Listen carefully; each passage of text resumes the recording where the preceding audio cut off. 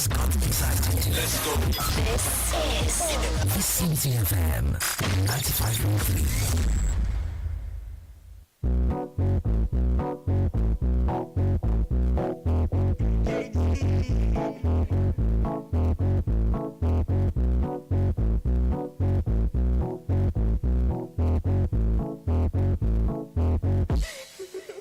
Enjoy.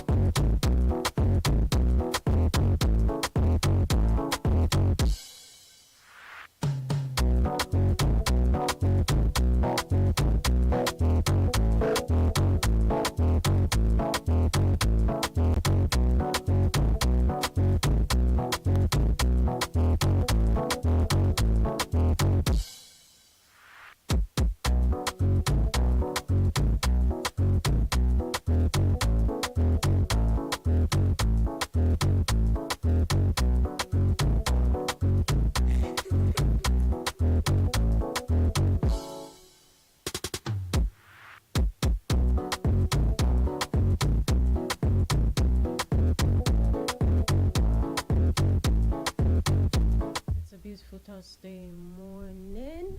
Welcome on Newspaper Review this morning. I'm Mulua Funke Israel. How are you doing this beautiful morning?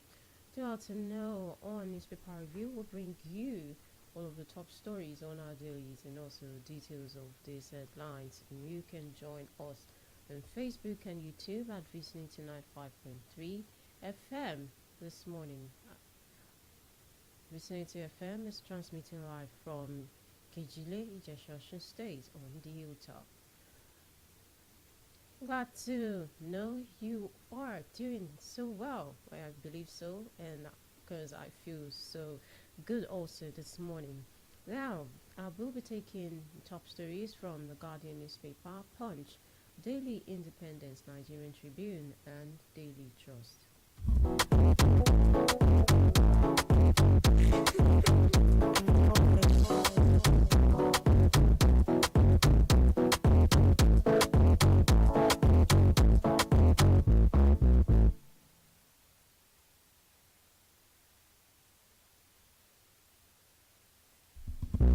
And on The Guardian this morning, Natasha court summoned Akpabio Mwaboin for defamation. Mother sons others arraigned for allegedly assaulting vice principal in Ondo State. Gates deploy Nigeria's health budget as too poor. Foreign aid withdrawal, donor fatigue hits 331 primary healthcare. Over 400 staff. Boots north in death straits and development aid reductions 2025. NMDPRA awards gas trading, clearing and settlement licenses to JEX Markets. And Owando records 220 billion naira profit in 2024. Revenue is 4.1 trillion naira. Defection rumors swell as Adeleke Fubara meets Tinubu in Lagos. Now to the Punch newspaper. Salah, Mokwa bridge collapse, fuel, tomato, pepper price surge. Still on that, on the Punch, VIP's lobby presidency as customs seal off aircraft hangars at Lagos, Abuja Airport over import duty defaults. It's just two headlines on the front page of the Punch this morning. And we have all over the Punch newspaper, Honorable Minister of Federal Capital Territory and Barrister Ezenwo Nyesom Wike Khan and the Honorable Minister of State, Dr. Maria Mahmood, on behalf of the residents of the FCT, be display some of the projects on the front page of the Punch to be inaugurated by President Tinubu, celebrating his second term in office. Story is on the Punch newspaper. And now to Daily Trust. Telcos look to FG for recovery after losing 53 million subscribers. Threatening to withdraw support for banks' USSD services. Two courts summon Akpabio Nwamboye over Natasha. Defection won't decide 2027 election outcome. PDP says 2027 is going to be a referendum on APC failure. DSS asked courts to stop Utomi from holding shadow government rallies. Zenith Bank named best bank in Nigeria. IGP wants crisis. Instigators mask as activists of consequences. Celebrations as Tribunal reaffirms Governor Aiyedatiwa election. Deadly flood. FG to rebuild. Mokwa donates 2 billion naira, 20 trucks of grains. Vows to address ecological challenges contributing to crisis. Risk managers urge overhaul of early warning system for floods. Arafat's Day, Sultan seeks prayers against Boko Haram and bandits. These are the top stories on Daily Independent. Now I move to Nigerian Tribune. Passengers lament trek long distances as gridlock on Lagos-Ibadan highway persists for hours. APC wouldn't have won in 2015 if Professor Yakubu was INEC chairman. Amechi flawed. Shetima visits Mokwa as FG donates 2 billion naira grains to residents. Anambra Guba political parties to commence campaigns from June 11. INEC. I was cheated on. Juma Jerk's ex-girlfriend breaks silence. Netflix hikes subscription fee by 21% in Nigeria. So the top headlines on Nigerian Tribune. Now on Daily Trust.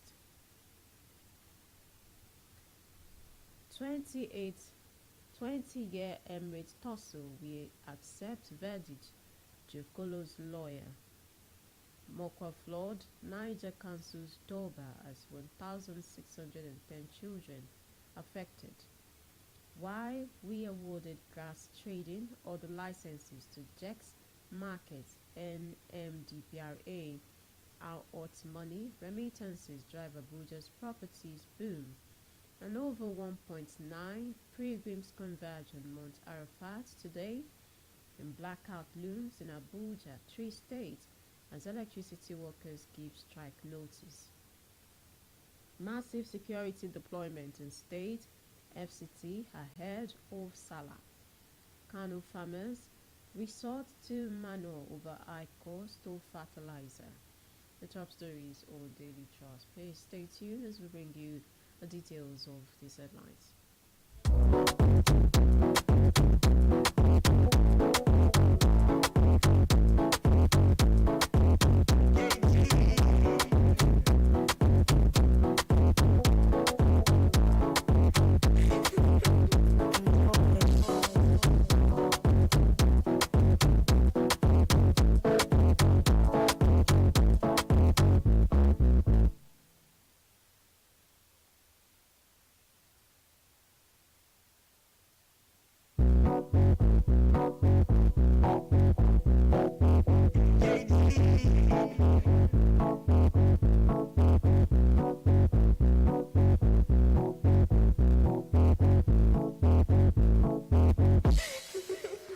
Enjoy.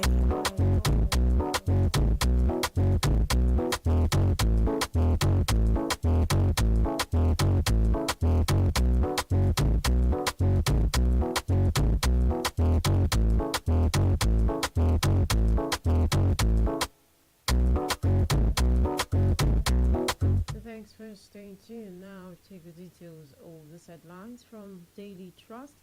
Blackout looms in Abuja, three states as electricity workers gives strike notice. There is a looming electricity blackout in the country as electricity workers under the National Union of Electricity Employees and Senior Staff Association of Electricity and Allied Companies have declared their intention to embark on strike. The two unions who work for the Abuja Electricity Distribution Company said the strike is related to the company not implementing its demand following the suspension of another strike in November 2024. Daily Trust reports that the company supply electricity to the Federal Capital Territory, Niger, Nasarawa, and Kogi State. The suspended strike in November saw the picketing of the distribution company headquarters by its workers, but an agreement was reached on the day the strike began.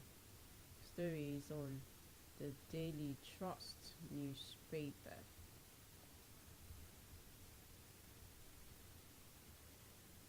Moving ahead, on the story still in Abuja, how hot money remittances drive Abuja's properties boom.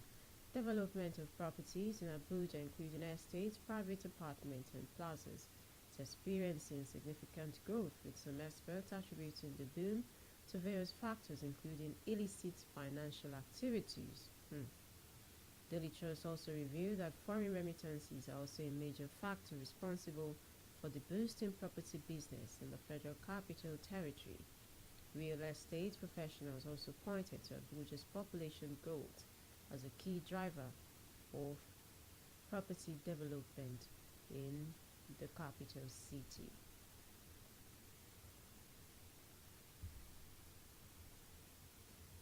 Still on the Daily Trust,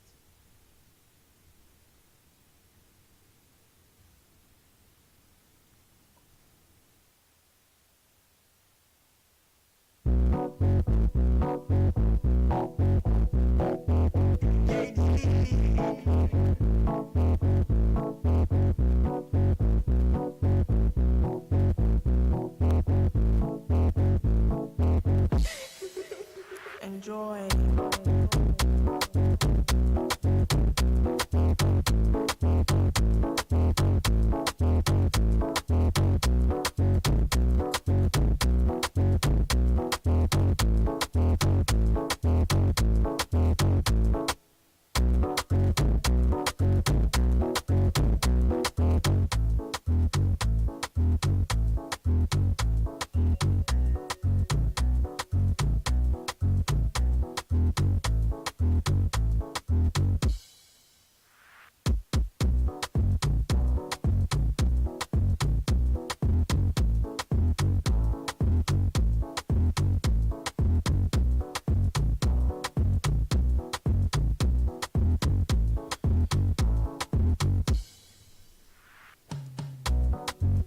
we're still on the Daily Trust. 20-year Emre Tosu, we accept verdict. Jokolo's lawyer of the disposed Emir of Gwando, Al-Mustafa Jakolo, said on Wednesday that they accept the judgment by the Supreme Court, which overturned court orders for his reinstatement. The Supreme Court, in a split judgment of 3-2, found out the High Court in Kebbi, which affirmed Jakolo as Emir lacked the jurisdiction to entertain the matter as the requirement for the court action was not complied with. The Apex Court also affirmed the incumbent Alhaji Muhammad Ilyasu Barshi as the Emir of Gwando. Story is on the Daily Trust newspaper. And police arrest 4 suspected robbers in Delta State. Operatives of the Delta State Police Command have arrested 4 members of a suspected armed robbery syndicate alleged to be specialized in stealing motorcycles and other valuables from unsuspecting members of the public. Police said the suspects, Ifeanyi Okoli, Ogochukwu Emmanuel, Joseph Egu, and Yakubu Yusuf, were members of a syndicate operating within Asaba, Opanam, Ubosa, Ugochi, Uku, and its environs. The command spokesperson, Edafi Bright, said the suspects, who specialize in motorcycle theft, were arrested during the sting operation.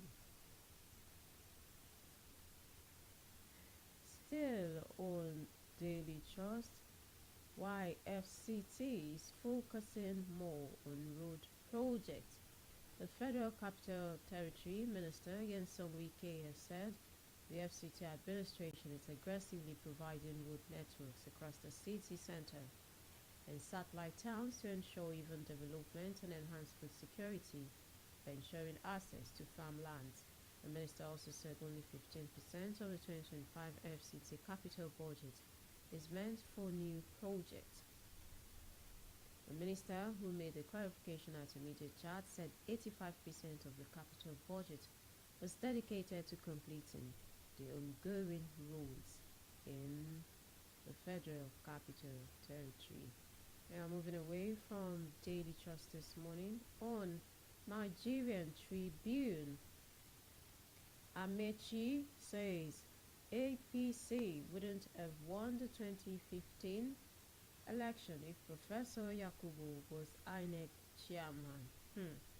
Rotimi Amechi, former Minister of Transportation, has stated that the ruling All Progressives Congress wouldn't have taken over Nigeria's helm of affairs in 2015 if the current chairman of the Independent National Electoral Commission, Mahmood Yakubu, had been in charge. According to the former Rivers State Governor, the APC would not have been registered by the nation's electoral umpire. While speaking on RSTV on Tuesday night, Amechi praised former INEC chairman Professor Tayo Ijega for ensuring a transparent electoral process that led to the registration of the newly formed APC in 2015.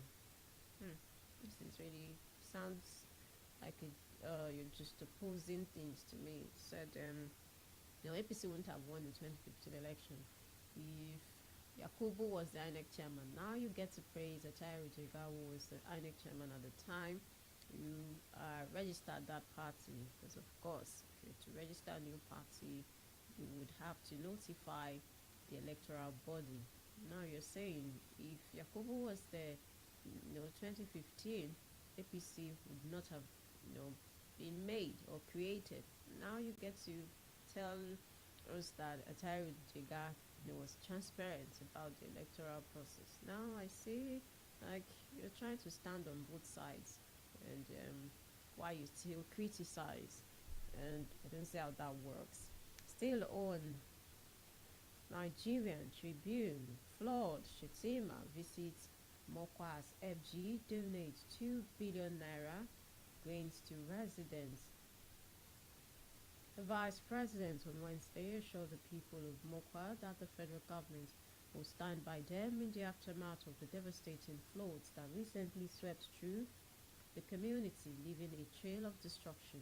While expressing sympathy over the loss of lives and destructions in its wake, Shetima promised affected residents immediate federal government intervention and a renewed commitment to sustainable disaster management policies nationwide. The Vice President, who represented President Bola Tinubu, spoke on Wednesday during his visit to the flooded community, where the federal government donated 2 billion and 20 trucks of grains to the affected community. So the 2 billion naira is earmarked to reconstruct, erect some of these buildings that was carried away in the flood, and also the bridges there. And of course, we should start to think of reconstruction because we can't leave these people to themselves. While we appreciate all of this, gesture and fund release, we just hope they are properly managed, because people, victims who are alive, saying, though we hear relief, relief materials here and there, something to support us, but we're barely feeling the impact. So at this point, we should ensure that we don't, mismanage some of these funds and materials going to these people. Why would you even want to deny people who have suffered loss, they're devastated, they're in pain, it's overwhelming for them. You don't know when they will recover from the loss. Some of them lost their loved ones, their homes, their businesses, their farms. It's all gone. Now we don't even get to allow them, access to some of these relief materials. That would be unfair. It's inhumane. We should start to think like, good people in this country. And in the vice president's speech yesterday, while he visited Mokwa, he said, a minister was relocating there to see to the welfare of these people and monitor, the distribution of these relief items. And it should be properly done. If you're in charge of all of these things, and then you're trying to, put some away to keep for yourself, for what? Are you a victim of the flood? Are you praying to be a victim of the flood? Sometimes you don't even know what we're doing when we, just take some of these things. These people did not pray to be in this position, but yet it's here. So we should cater to their needs. Everything that has been donated to these people should go to them and not be, some kept aside, because they are complaining that we hear relief, but we are not getting it. We don't have enough. Now the president has sent 20 trucks of rice, 20 trucks, bags of rice. You know how many bags of rice would be in a truck? And now it's supposed to be distributed, not that we give them one cup.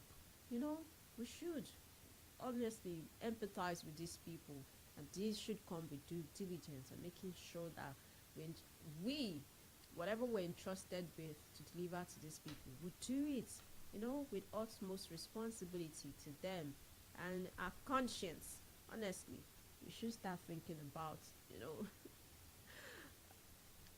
we being kind to people. Because if you're kind in the first place, you won't want to take whatever it's not yours and deny people who really need help. Anambra gubernatorials, political parties to commence campaign from June 11, INEC, and they've also released the names of all of the candidates. Ahead of November 8th conduct of governorship election in Anambra State, the Independent National Electoral Commission, INEC, has declared that political parties can commence campaigns effective from June 11 to sway votes of the electorate in the southeast state. Sam Olumekun, National Commissioner and Chairman, Information and Voter Education Committee, disclosed this in a statement issued on Wednesday in Abuja. The statement also cautioned candidates and their supporters against inflammatory remarks or physical attacks on the supporters, equally admonished the incumbent governor, Charles Soludo, and his party, the All Progressives Grand Alliance, ABGA, to allow opponents access to public facilities for media campaign, outdoor advertising, as well as public rallies and meetings, and deference to provisions of the Electoral Act. So you understand these things, incumbent governor, you're in position of power, and this is a political contest where people also are vying for the same position you're sitting in at this point. So you have much more power. Of course, the people know you, you're popular, you're the most popular candidates, but at this time, according to INEC and the INEC Electoral Act, you should create a level playing field for all of the candidates. Don't deny them media access. It's one thing, because, of course, some of the media, maybe all state-owned media, there might be a form of limiting some of these candidates. Don't deny them media access. Allow them the opportunity to take up public space for their campaigns. Some of these halls, government field, and all of that is owned by the government. And once this party wants to use it for their campaign, say, oh no, it's not available. They say we should not give it out. Well, things like this should not play out. We should create level playing field for every candidate out there, the media, the government, knowing sure that the people will give their votes to whomever they want to give their vote to. So don't deny anyone, the opportunity to showcase or to campaign properly in the state election. And it's November, so this is June. In less than 4 months, yeah, given 3 months or four, Anambra governorship election will hold. And the incumbent governor is also in the run. All Progressives Congress, the ruling party at the center, Labour Party, and all of the parties. And some have female candidates, while other popular parties have female running candidates. I want to see more of women. We say we're giving women equal space in the political landscape. But sometimes you should see this in the works, not just in the letters. They're just in words. And you see, most times when we talk of off-cycle election, general election, when you see women representation, you can hardly count. Out of 100%, it's hard for you to even see 10% of women representing position. You go to National Assembly, how many women do we have there? You go to State House of Assembly across the 36 states, you can count how many women we have there. See the case of Lagos State, when the speaker, the popular speaker Obasa, was impeached by 2/3 member of the House. The deputy speaker Miranda, a female, assumed the position. You see all of the things that played out. Eventually, she was removed, and then the former speaker was reinstated. We want to see more women representation in our political landscape. Then we get to understand that, yes, these things we always say we're supporting women, giving them more opportunity to serve in governance. We'll believe it. It will be more, it will be believable when we just say it. Still on Nigerian Tribune, passengers lament trek long distances as gridlock on Ibadan. Lagos-Ibadan Expressway persists for hours. There was serious gridlock on Lagos-Ibadan Expressway, which resulted in commuters trekking long distances and transportation lamenting loss. Lamenting loss of several hours. The gridlock was said to have arisen from the ongoing rehabilitation of bad portions of the road at the Guru Maharaji village and other areas.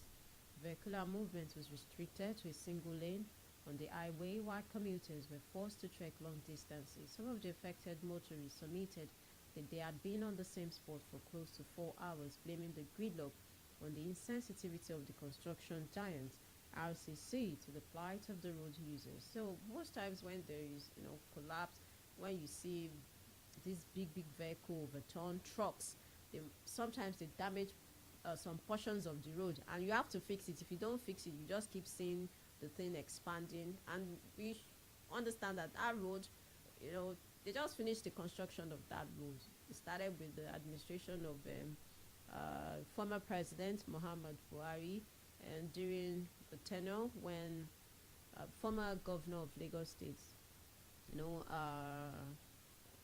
former governor of Lagos State, now Fashola, who was the Minister of Works, saw to the completion of Lagos-Ibadan Expressway rehabilitation. Anytime there is damage on any portion of the road, they always try to make sure it is fixed before the whole thing. And most times it's caused by trucks. Sometimes when there is a burning trucks, overturned trucks, the whole thing will just, petrol products on, tarred road. It's not healthy. The place is already compromised, so they try to fix it. I've experienced that, see that myself, while I still ply that road often.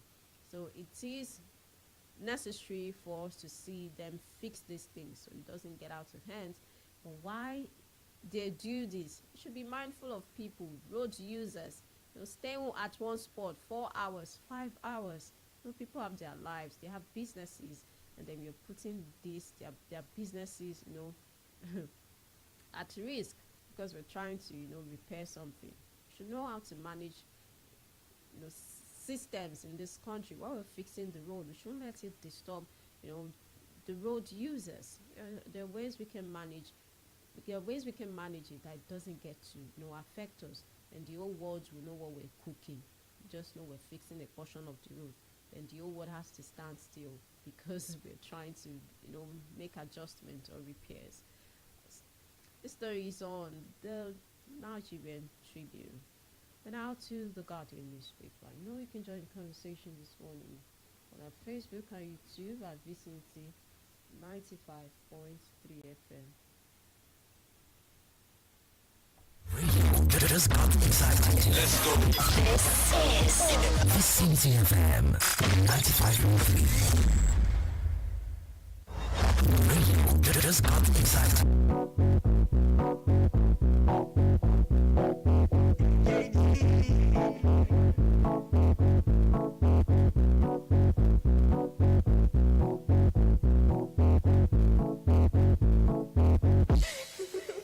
Enjoy.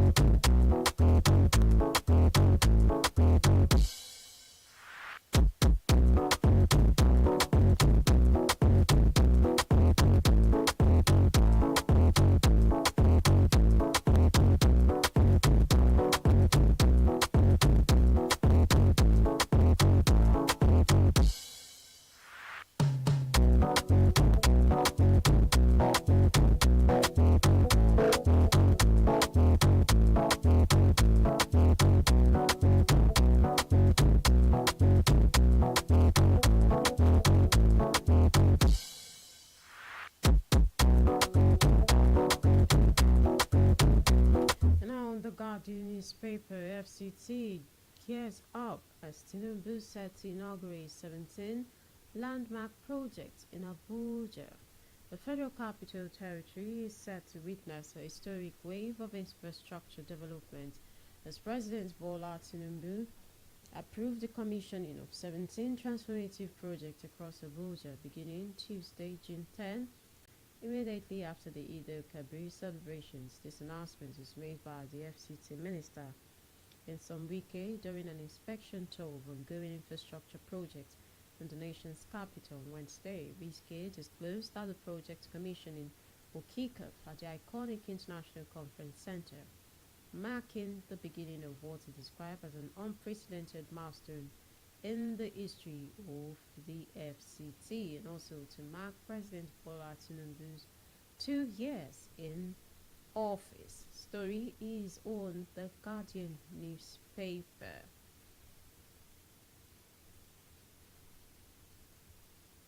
Six individuals, including a murderer, arraigned before the Chief Magistrate Court in Akure over alleged assault of the Vice Principal of Complete Child Development Center.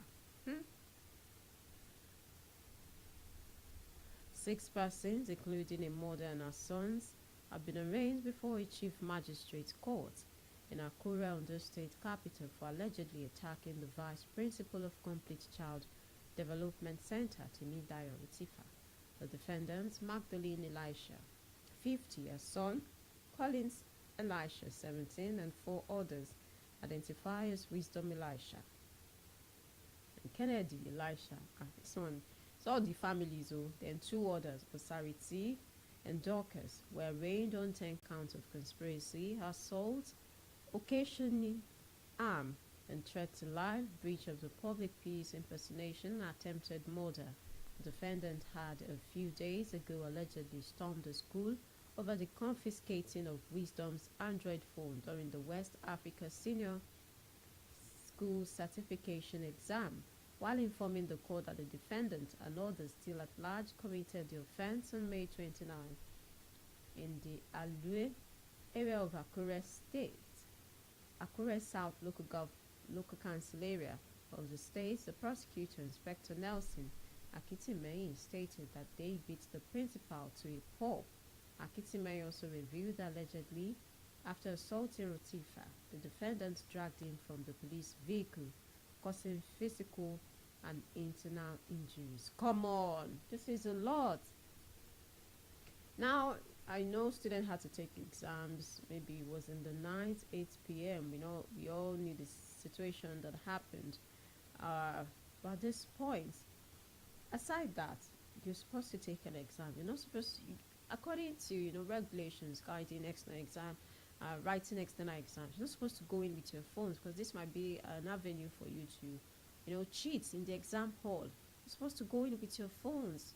Like when we were writing exam, we didn't even have phones because then phones was not this popular at the time, and you just have your pencils, your pen, eraser, and that's all. And your papers, you have to fill in your questions and answer and all of that. Why would you want to go into exam hall with your phones? And it was confiscated, didn't? And now the parents, the mother, your siblings and others, you have to beat a principal to a pulp. The principal did not do wrong for seizing your phone. Maybe the principal did not return the phone eventually, but somehow it does not have to come to beating the principal.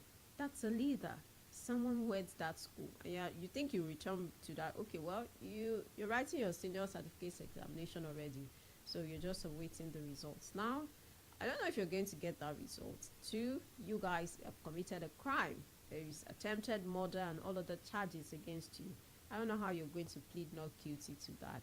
At this point, now young people should understand that, yeah, we all get out of our minds. We all, think irrationally sometimes and act irrationally, but this is beyond it. A mother is supposed to contain the situation, not hard to read.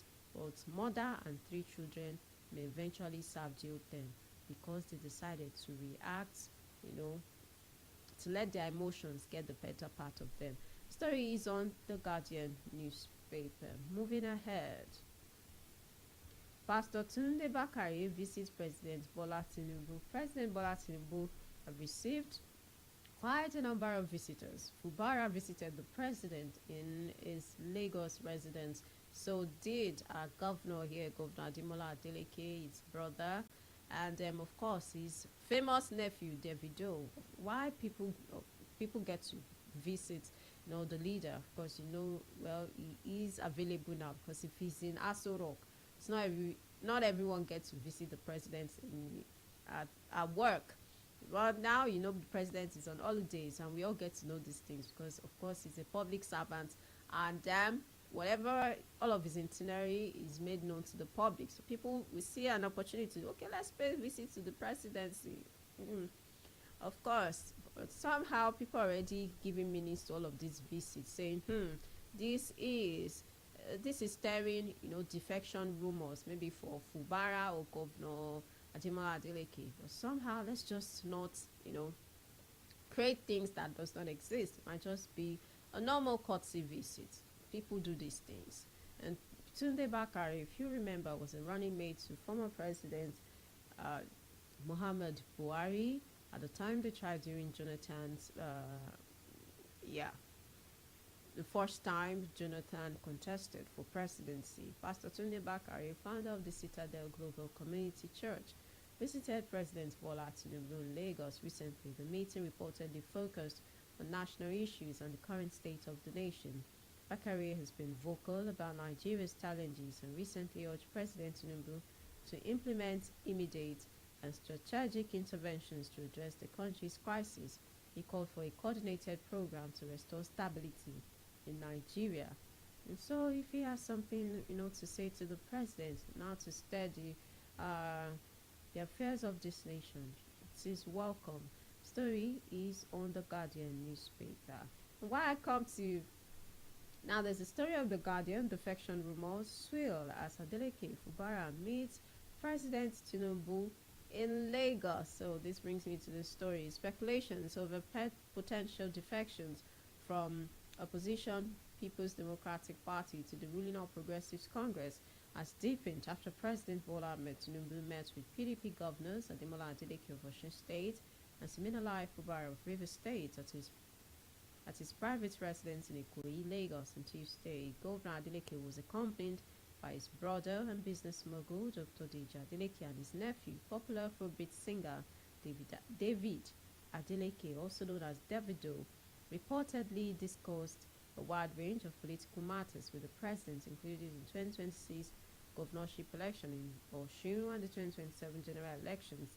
Adeleke's visit, coupled with a recent meeting with APC founding member and former Osun Governor Chief Bisi Akonde, let's not get ahead of ourselves. Whatever it is, it will come to light in no time. Yeah, the story is on the Guardian newspaper. An Abuja court summoned Akpabio Nwebonyi over Senator Natasha's sexual harassment claims. The two high courts of the Federal Capital Territory have separately summoned the Senate President, Godswill Akpabio, Deputy Chief Whip of the Senate, Oyinkachi Nwebonyi, over alleged sexual harassment, defamation, and breach of fundamental rights of Senator Natasha Akpoti-Juan. Justice Kutugi, who considered the motion June 9, 2025 for the report of service of the summons, issued the order. Upon hearing, Udo counsel for Akpoti-Juan on an expert application in 6-paragraph affidavit in support of the same disposed to by Amzat Mogaji. A lot of litigation, jargons. Well, here you have it. The Senate President has been summoned. One of member of the House to summoned over Natasha's sexual harassment claims. I don't know when this case of Natasha will end, but soon we hope to, relax all of this and move away from it. Is she going to return to the Senate? Is she going to, remain outside forever? Whatever it's going to be, let's know this, because of course the matter is being stretched for a reason. There are court cases, not just one, not two. We hope this comes to an end soon, so we know where this ends. Until it ends, well, there is no end yet.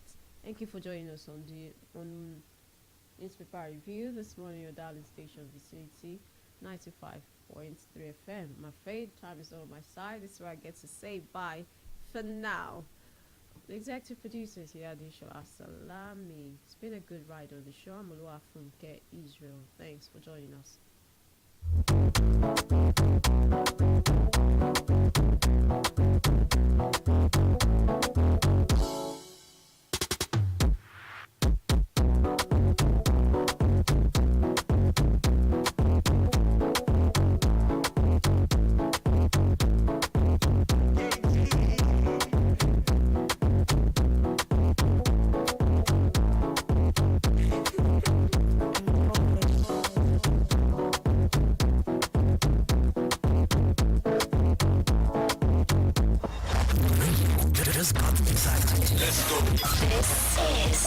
Vicinity FM 95.3.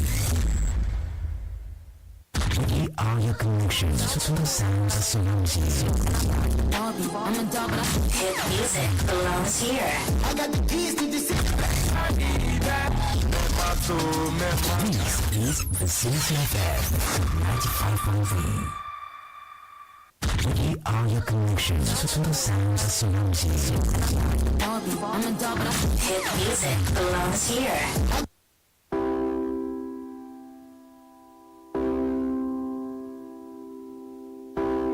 You gotta get up. You gotta get up and make a move. 'Cause the world will never see you till you do. No, they don't really care what you're going through. So you gotta show them, baby. You gotta show them the real you. You gotta give them what you got. No, don't let them see what you're not. 'Cause you are strong. You are wise. You are worth beyond 1,000 reasons why. And you can't be perfect, baby.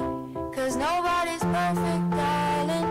But no, no, no, there's nobody in the world like you.